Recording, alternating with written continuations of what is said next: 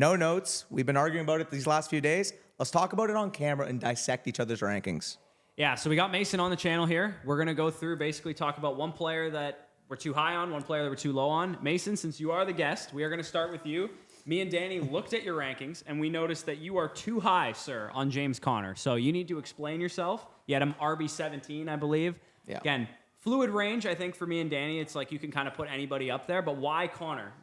Couple different things. I want to acknowledge, one, these are rankings for casual ESPN, Yahoo, NFL Fantasy home leagues, right? Yeah. These are home league rankings. If we are assuming you're playing in an active home league, everything that we've heard at training camp is Trey Benson's not going to have a role at the beginning of the year. And if you're able to go through, have the hot start from James Conner, you're able to potentially go through, flip him. And even if you don't flip him, we know that running back production is always so difficult to project out. And every week you get further down the road, it's tougher to project. So you could be in a situation that you get a really good start before Trey Benson comes on at the beginning of the year. And then by the time you get later to the season, you found another running back off the waiver wire if Conner does fall off. Those are all fair points. I think my only interjection to this would be it's a young offense. They're going to want to get guys involved. And I think it's all big talk sometimes with these, like, this guy's going to be the workhorse. The second you see these guys actually perform in games, that would be my only argument against James Conner. But again, following the coach speak, I think you definitely have a point. And again, this running back 16 to running back 24 range, if you're playing for early season upside, I think that's definitely viable. Yeah. I think Mason made a great case, Dan. Do you have anything against James Conner being maybe pushed up the rankings? I specifically feel like I'm lukewarm on him, but it's mainly for the late season upside. And if specifically for home leagues, I feel like, you know, the projection's a little more favorable early on. Can I say one thing real quick? What's up? Go ahead. In underdog, best ball, if you're drafting best ball mania, I'm actually severely underweight James Conner. Me too. Because there we're optimizing for points in weeks 15, 16, 17. But specifically in our redraft leagues, it's going to be a little bit different, especially like I'm assuming the flock league that we're going to do tomorrow. I'm kind of going to be drafting get points at the beginning of the year, you know, because I know I'm going to draft James Conner. And then after the fourth week, I'll sell him to Joe and I'll get a running back that has late season upside. So basically, Mason's saying if you can prey on the weak link in your league and get James Conner bags off your team, you can do it. I will say that is the one caveat I have. You need someone to be able to pry those bags of James Conner off of you because, quite frankly, I do not want to be left holding the bag. I agree the early season viability, especially if you're in a zero RB league, I understand grabbing James Conner for the guaranteed touches early. However, I will say once week 4, week 5, week 6 runs around, I do not want to be left with him on my roster. Yeah, and it's not only, I think it's a double-edged sword. You're like, oh, in casual leagues, I can sell him to my league mates. But less likely to trade. Yeah, not only that, but they're also less likely to let him fall to the 7th round where I would feel comfortable taking him, or the 6th round where I'd feel comfortable taking him.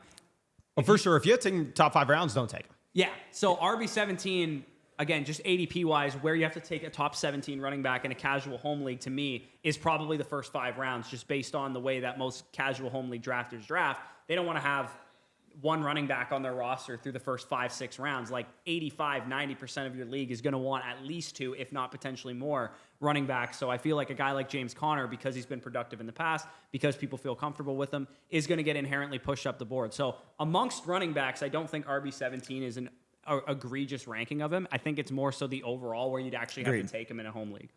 Yeah, I agree with that. Awesome. Well, running back that I know y'all said I was too low on, that I think is in a garbage offense and potentially the RB2 in a bad offense, Tyjae Spears. Well, what am I missing here? So with Tyjae Spears, I think it's mainly a bet that the starter ahead of him is, first of all, pretty shaky. Very I think volatile. it's also a bet on the skill set that this offense is going to play to. I mean, you got Brian Callahan coming in. They ran a top 5 pass rate offense with Jake Browning last year. I feel like with Will Levis's skill set, they're going to want to throw the ball. And Tyjae Spears and Tony Pollard have virtually been a split to start the year. So again, it's a split backfield and a bad offense, like you said. But as the season goes along, this kind of runs conversely to the way that you'd want to play a guy like James Conner. As the season goes along, I feel like Tyjae Spears, before quickly, could absolutely take over that backfield. And I feel like where you're getting him, you're kind of drafting him in like the 8th, 9th round, potentially later in casual leagues. Not a lot of people know who Tyjae Spears is.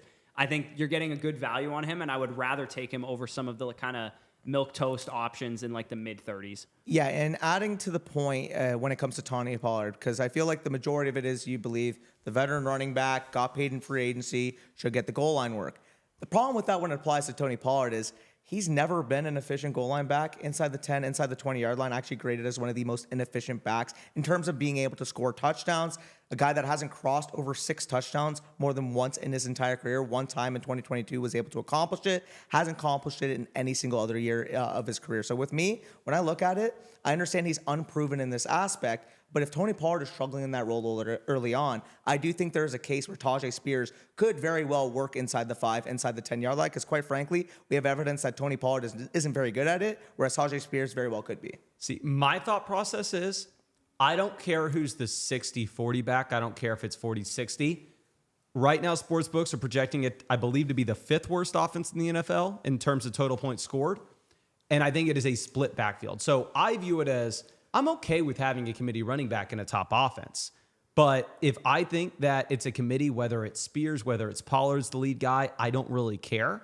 I probably want to be avoiding both players, at least personally. It's more so anti-Titans rather than anti-Spears. Yeah. Okay, fair. We've been a little bit more pro-Titans Optimistic. as far as maybe not necessarily how many games they'll win. Like, I don't think they'll be great, but I think they could be the, Jameis Winston-y kind of vibe to them where they have fantasy relevant players like Ridley, like Spears, who, even though they're not winning games, and they might just be like an average to below average scoring offense in total. I think that Spears is a good enough player, showed a lot efficiency-wise as a rookie, to the point that if this offense is just functional and they're throwing a lot too, and there's a lot of volume to go around, I think Spears could catch 60, 70 passes. Well, but I know we're going to talk about some wide receivers with you. We but will. Let's stick it with running back because we checked in. I have one more point on you, Okay, let's go. Is that with Brian Callahan coming in, obviously has that Bengals scheme in mind there, running with the Tennessee Titans, hires his dad, Bill Callahan. If you guys are unfamiliar with Bill Callahan, arguably the best offensive line coach of all time, invest in the offensive line with that 7th overall pick, obviously add perimeter talent this year. That kind of gives credence. Again, I understand the Vegas sportsbooks do have them as the 5th worst projected offense, but I do think there's a lot of meat left on the bone to potentially not only usurp that, but potentially be a breakout offense personally. Awesome. Well, you want to stick with another bad offense running back situation where Core we checked has like Jaylen Warren RB20, Najee Harris is RB32. Yeah, I think it's a slightly different gap than that after Jaylen Warren's injury. I believe they moved him down a couple spots and Najee Harris like 1 or 2 spots. But for me, I look at this backfield and I think that Arthur Smith is going to do crazy stuff. I think we all know this about Arthur Smith. Najee Harris profiles to be the goal line running back, probably the guy that gets like the bulk of the carries. We've known unequivocally that Jaylen Warren's a better player. We've known unequivocally that Najee Harris is going to be pretty much inefficient on most of his touches. I don't think that Warren would necessarily usurp Najee Harris when healthy. I think they probably like both of those guys to play 2 different roles. I just believe that the receiving upside, the potential like breakaway playability, and the efficiency is what I would tether myself to. If you told me right now this backfield to me like a dead even 50-50 split, that's probably what it'll be, in my opinion. I think that's probably the projection we're looking at. Warren will do way more with his touches than Najee will do with his. And not only that, if Warren went down, I think Najee would be outscored by the inverse scenario happening. If Najee went down, I think Warren is much better than Najee is if Warren went down. So for me, it's just the contingent upside's better, and standalone value-wise, I think it's going to be relatively split backfield. I will say, according to Pittsburgh Beat, Nick Faribault, actually follow on Twitter, showed out, but he's basically reported every single Steelers practice, and he said at this current point, it's 55-60% Najee working between the tackles. Obviously, that was even before the Jaylen Warren injury. There's still a risk that, especially in the early portion of the year, coming off of that injury, maybe instead of even a 55-45, 60-40, we could be looking at a 65-35, 70-30 type of situation. So in the early portion of the year, I do think we have to value Najee higher because giving credence back to the James Conner point, if Jaylen Warren gets off to a slow start, I feel like it's a better opportunity to buy him late versus with Najee Harris. If he's getting 65% of the work in the early portion of the year, you may be able to sell him high. Again, it's not like I'm a big pro Najee guy or a big anti-Warren guy. In fact, you guys have heard my takes on the channel before, but it's more so just knowing going into the year that there's uncertainty with the health status of Warren, why I would prefer Najee straight up. Yeah, and one other thing I want to add to it is I 100% agree with you. If they had the equal amount of opportunities, Jaylen Warren does more with them. We've seen that time and time again. And I 100% agree with you that if Najee Harris got injured, Jaylen Warren has a higher ceiling than if the inverse happens. But the world that we're living in is I think Najee probably touches the ball more and Jaylen Warren's the one that's injured. So I think at this point, I understand wanting to have Warren ahead of Najee and maybe by a considerable gap. But with the Warren injury, I think they have to flip. I don't think you have to move Najee up to RB20, but I think you at least have to have Najee 1 or 2 slots higher than Warren. Totally a fair critique with the backfield situation. The last thing I'll say is that Warren outscored Najee on way less touches last year. So even if it's not a 50-50 split, it's a 60-40 split for Najee Harris. Warren did more with his touches last year by a lot than Najee Harris. Sure. And like I said, in this area of the draft, I mean, you're talking 8th, 9th round probably where Najee Harris and Warren go. Again, if they're going any higher than that, they're probably not great picks. I'm looking at a team where I'd already have a lot of built-in foundation to it. These guys are contingent upside, high-value plays. Like, I'm not drafting Najee Harris, especially for those of you guys listening to this that are in, like, start 7 shallow leagues. Yeah. I would never draft Najee Harris because he doesn't have a super high ceiling. I would draft Warren because he's probably a bench stash for me anyways. Yeah, I'll just quickly add back to that. I fully agree if they were both entering the year healthy. And in fact, when they were both healthy, I actually did have Warren over Najee. But with the news that he is banged up, that's what caused me to flip. Again, very close to my rankings. I just think at this point, with the injury concerns, you should have Najee over Warren. For sure. Let's weave in some wide receiver talk here, Danny. So they attacked me. The stance was basically that I was too low on the Pittsburgh Steelers backfield, or I have it ranked wrong, I guess, is the stance there. So, Danny, I believe you are too low on Devonta Smith. I think the reason for that is the guys that you have him ranked, I believe you have him ranked around wide receiver 23, 24. Wide receiver 23. Yeah, you have him ranked behind guys that to me profile as like either number 2s in worse offenses than Devonta Smith or number 1s who have more questions about than Devonta Smith. For me, my stance on Devonta Smith has always been I want pieces of this offense. I realize A.J. Brown's going to be the alpha there, but you still carve out a 25% target share for Devonta Smith because it's a very concentrated offense. Then I still want pieces of that. And I think the pass rate is bound to go up this year with Kellen Moore calling the shots. I think it's bound to go up, but in terms of the specific names, again, I have him at wide receiver 23. You have him more so in the late teens. What are the specific names that you think I should have Devonta Smith over, just so I can craft the argument around that? So DJ Moore, DK Metcalf, I think you have Malik Neighbors ahead of him as well. And I think I have him over Devontae Adams as well. I know that one's definitely an unpopular take for a lot of people, but basically guys like that who are number 1s in worse offenses than what Devonta Smith is playing in, or kind of potentially in committees where we don't know who the number 1 is. It really comes down to the fact that I think all 3 of those guys are talented players. I also think Devonta Smith is a talented player, but I do think the inherent pass rate of those 3 teams respectively will be higher than the Philadelphia Eagles. I understand with Kellen Moore coming in, it will inherently increase the pass rate. But when I'm looking at the Chicago Bears with that trio of receivers with Caleb Williams coming in, I think they will be a team that will throw the football a ton. DK Metcalf, obviously the benefit of Ryan Grubb I've talked about on the channel before with the JSN take, but I think Ryan Grubb coming in is a huge deal. 70% motion rate across the preseason. Ryan Grubb obviously top 10 in both deep pass rate and pass rate over expectation with Washington. Really with DK Metcalf, the high value targets, working down the field on an offense that I think will throw the ball is the reason why. And then what was the other one you said? I think DJ Moore.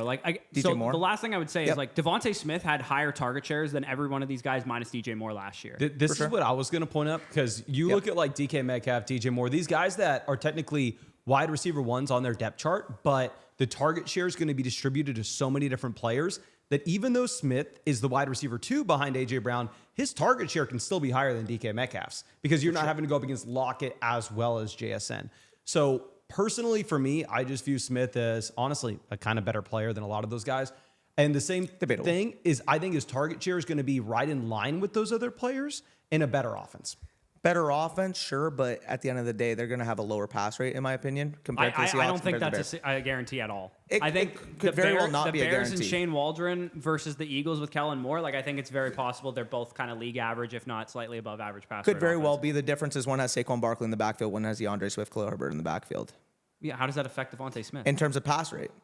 You're mentioning a high run rate team last year with the Philadelphia Eagles. I understand they will increase inherently, but also it's going from a bottom 5 team in terms of pass rate to, are we expecting them to be top half of the league? Or are we expecting them to be top 20? I think that's a big jump. I think we're arguing the difference between a 570 pass attempt offense and a 550 pass attempt offense. And if you have a 25%... That's a big projection to say the Eagles are going to get that far up. 550 pass attempts? That's like basically 20 more than they had last year. So you're projecting what, the Bears to throw less or the Eagles to throw more? No, I think it's going to be a negligible difference is what I'm saying. And I'd rather have the Devonta Smith target share from Jalen Hurts in that offense versus slightly more pass volume, I guess, and a clear-cut number 1 with DJ Moore, DK Metcalf. And I like DJ Moore and DK Metcalf, to be perfectly clear. I just think Devonta Smith is such a stone-cold lock for high-end wide receiver 2 production that I don't want to pass on that. Again, very minute differences for the record, 4th-round players at the end of the day. You think the Eagles will throw the ball more than the Seahawks and the Bears? I think the inverse. So, I mean, we're talking about the difference between a late 3rd, early 4th-rounder versus, again, I have Smith as a mid-5th, or mid-4th, sorry.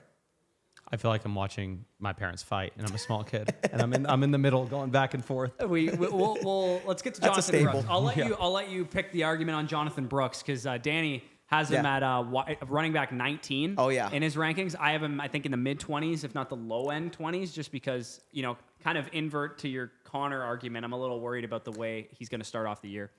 Yeah, honestly, what it comes down for me with Jonathon Brooks is that once I'm in the round 8+ range at running back, I am striving for ceiling, especially because of the way I structure my teams, whether it's grabbing an anchor early or a double anchor early. Being able to grab a guy like Jonathon Brooks in round 8 on, having the upside to be a top 12 profile once he is fully healthy. And I understand that is the big caveat. He is on the PUP right now. Not a great situation. I fully get that. But in terms of the prospect profile that we have for Jonathon Brooks, 3-down profile, electric runner between the tackles, and his ACL tear for the most part is a relatively clean tear, similar to that of what we saw from Breece Hall last year, a guy that week 5 on was averaging over 19 PPR points per game. So really, what it comes down for me with Jonathon Brooks is philosophically, I prefer a high upside running back in that range over potentially, middle RB2 type of work, because quite frankly, I can grab my Jonathon Brooks and backfill with, we mentioned Najee, we mentioned, guys like Blake Corum later on, Rico Dowdle, Chase Brown. There's a lot of archetypes I like later on that I can backfill my production with, and I want to take my stab at elite upside.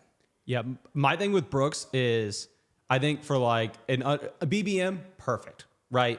He's going to have a low advance rate, sure, but for weeks 15, 16, 17, he can win you the tournament. For sure.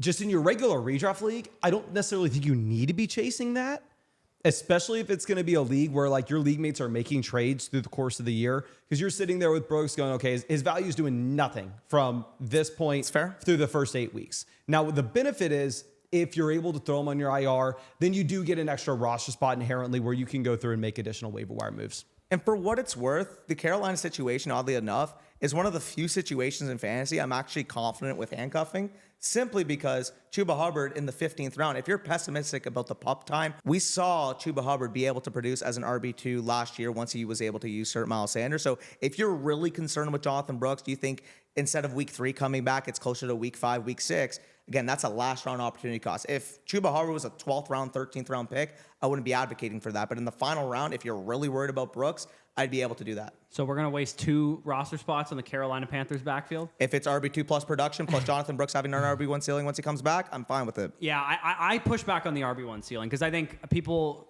I'm very familiar with both Jonathon Brooks as a Texas fan and Dave Canales as a Buccaneers fan. I think people think that Dave Canales made Rachaad White what he is, and he definitely contributed to it. But they wanted to use Rachaad White before they ever hired Dave Canales in a workhorse role. That was a Todd Bowles decision, not a Dave Canales decision. And I think Brooks, when healthy, would be a big workhorse back. But is he going to, fresh off an ACL tear for a rookie, give him a huge workload right away? I think this is a year 2. He's going to be a workhorse projection, in my opinion. I think, again, BBM tournaments totally make sense. In a standard home redraft league, I think you're talking about a very destined to be depreciating asset by week 5. I will rebuttal that. I do feel like if you had the concern that he wouldn't be fully healthy at least by the first month of the season, why would you trade up into the top 50 to go select Jonathon Brooks when you feel confident in Chuba Hubbard being able to lead the backfield? Not to mention, Dave Canales was the head coach when they made that move. They're not making that decision simply for 2024. So they traded up into the top 50 to take a year 2 plus projection? I mean, yeah, they were hoping he would be back on the field by midseason, and that's probably what their plan is for him. I don't see a scenario where you're playing for a running back, again, a position that, quite frankly, is the most replaceable in the NFL, to trade up into the top 50 for a guy that you aren't confident in year 1. Yeah, I mean, I'm sure they're confident in his recovery and things of that nature. I tend to think that it's more difficult to trade for a guy like Jonathon, or to draft a guy like Jonathon Brooks, hold him on your roster, soak up that bench spot or whatever, like you said, in an IR spot league, it's a little bit more stomachable. But anyways, Mason, you stood here while we argued, but we could roast more of Mason's rankings. I mean, I saw he had JSN pretty low. We already talked about that. You want to give a little bonus 30-second take on JSN before we get out of here? If you look at all the historical data, JSN's rookie season, he is not Quentin Johnston, but he is trending towards the bus route. And I love JSN coming out, trust me. And Lockett's still there. I understand the change with the offensive coordinator is a lot of people saying more 3 wide receiver sets, more throwing the football. I get the positive case.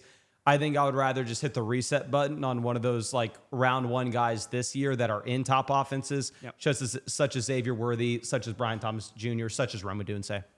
With Tyler Lockett, you mentioned as the proven target. This is a guy that's seen his yards per route run decrease across the last 3 years since he peaked. And with JSN, I mean, we've heard all reports this offseason. They want to change the usage. He was a slot-only, low ADOT player last year. Perception, darling, too. Reception, Not darling. But he was better than the stats would indicate. We mentioned earlier with Ryan Grubb coming in when I talked about DK, top 10 in terms of deep pass rate, top 10 in terms of pass rate over expectation. I think there's a lot of meat left on the bone for JSN to really develop his game into a 3-level threat rather than that intermediate within 3-yard threat that he basically was last year. Yeah, the premise of I would rather have Worthy, McConkey, Thomas, and so I actually Perfectly don't fine. disagree with that. I Perfectly have those fine. guys ranked over JSN. I think he just fits into that group of young upside shots that you're taking in the later rounds. And if you don't like him and you want to go McConkey or Thomas or whatever, that's totally For sure. Your jurisdiction in that area of the draft. So we talked a lot of rankings. Of course, if you guys want our rankings, you can head down to the link in the pinned comment. Head to underdogfantasy.com, put some of this advice into action. Use the promo code FSE when you sign up. You'll get 50% back on your first deposit up to $1,000. And within 24 hours, our draft guide will be in your email inbox. And of course, if you are not able to play Underdog, you already have an Underdog account, head to flockfantasy.com, use promo code FSE over there as well. Start your 7-day free trial, get 6 months for free when you sign up annually as well. All that will be linked down below. But with that being said, peace out. We'll talk to you soon.